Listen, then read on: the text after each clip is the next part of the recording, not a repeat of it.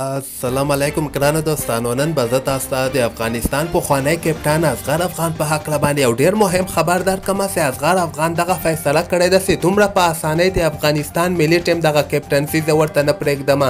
اصغر به کوم اقدام واخلي که تاسو هم غواړئ ځان ونه خبر کړئ نو دغه ویډیو تر اخره پورې وګورئ. اول تاسو ماسې لاندې په کمنټ کې حتماً ولیکئ چې آیا اصغر افغان سره رښتیا د افغانستان کرکټ بورډ ظلم وکړ، ځکه تېر نړیوال جام کپ چې کوم کال 2019 کې تر سره کېدونکی و هماغه وخت کې اصغر سره همدغسې ظلم سوی او نن ورسره هماغه تکراري وسو. نو اول خو به زه تاسو ته وایم چې د اصغر افغان له کپټنسي نه خوا کول دغه خپل هم زه نه غواړم چې اصغر په دغسې حالاتو کې له کپټنسي نه خوا کړي، ځکه 5-6 میاشتې نړیوال جام کپ ته پاتې دي او دغسې وخت کې د اصغر افغان کپټنسي نه اخوا کول دغه د افغانستان په ګټه نه بلکې د افغانستان په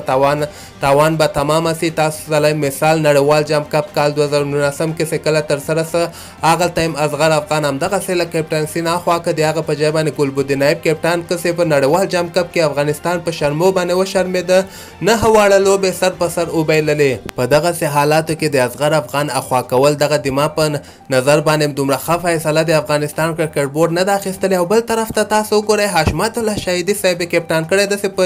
ملي ټیم کې ځای هم نه جوړېږي. د حشمت الله شهیدي تاسو ته 50 اوریزه لوبه کې تاسو ماته وایئ د حشمت الله شهیدي ځای جوړېږي او که نه جوړېږي. ما ته خو نه ښکاري حشمت صرف د ټیسټ لوبو لوبغاړی ده او باید ټیسټ لوبو لپاره که کپټن کوي او که هر شی کوي که وایس کپټاني کې صرف ټیسټ لوبه کې باید حشمت الله شهیدي ولوبوي. دغسې لوبغاړی باید کپټان وټاکي چې د هغه په ټیم کې ځای جوړېږي. دغلته که موږ راسو 50 اوریزه لوبه کې د رحمت شاه ځای جوړېږي، محمد نبي ځای جوړېږي، نجیب زدران ځای جوړېږي، رحمان الله ګربز ځای جوړېږي، رشید خان ځای جوړېږي. دغسې لوبغاړی باید کپټان کې ته داسې کس کپټان کړی دی چې د هغه خپل په ټیم کې ځای نه جوړېږي. خو بل طرف ته به زه تاسو ته وایم چې اصغر افغان چې کوم ده دومره په اسانۍ ورته نه پرېږدي، لکه تېر وارې چې عزیز الله فضلي د افغانستان کرکټ بورډ نه رخصت کړی او دغه وار ته اوس پوره کوششونه روان کړي دي چې فرهان یوسفزی د افغانستان کرکټ بورډ نه رخصت کړي. زه به تاسو ته وایم فی الحال د افغانستان کرکټ بورډ دغه د 10 ورځو لوبو کپټان چې کوم ده دغه خو اوسه پورې نه ده ټاکلی، ځکه دوی وایي دغه څو ورځې وروسته به کیدی سي اصغر افغان د 10 ورځو لوبو له کپټنسي نه به هم اخوا کړي. خو د ما په نظر باندې باید د اصغر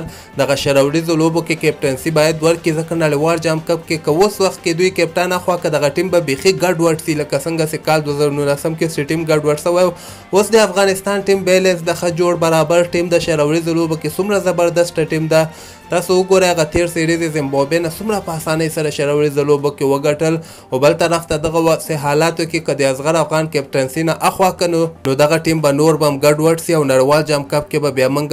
بدترینه نه بدترینه ماتې وخورو. نو ګوره چې اصغر افغان څومره کامیابیږي چې د افغانستان چیرمن فرهان یوسفزی د افغانستان کرکټ بورډ نه رخصت کړي، دغه به وخت سره ثابته سي.